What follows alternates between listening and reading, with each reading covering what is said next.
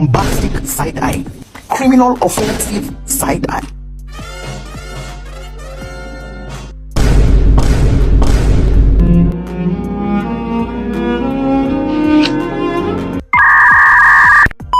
Assalamualaikum warahmatullahi wabarakatuh.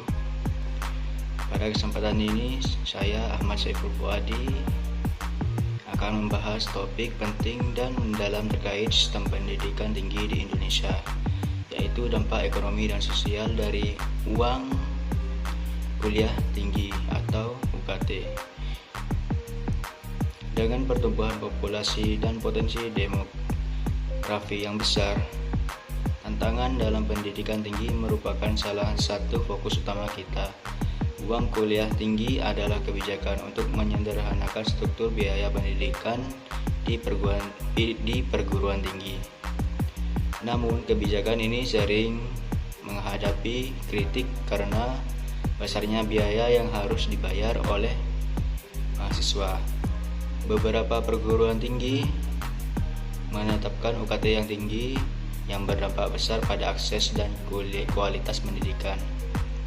Pertama, dari perspektif ekonomi, UKT yang tinggi dapat menjadi hambatan besar bagi calon mahasiswa, terutamanya mahasiswa dari keluarga yang kurang mampu. Banyak siswa yang memiliki potensi besar tetapi harus meninggalkan keinginan mereka untuk melanjutkan pendidikan tinggi karena uang kuliah sangat tinggi, mahal. Ini tidak hanya membatasi peluang mereka untuk berkembang, tetapi juga menghambat potensi ekonomi negara.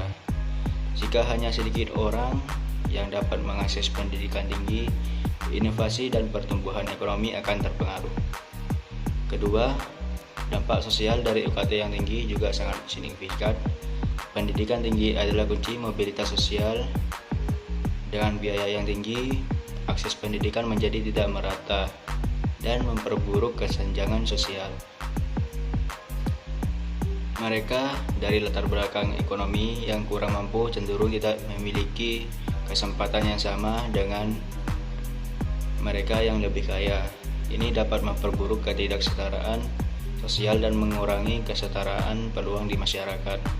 Ketiga, kita perlu mempertimbangkan efek jangka panjang dan efek kepanjangan dari kebijakan ini.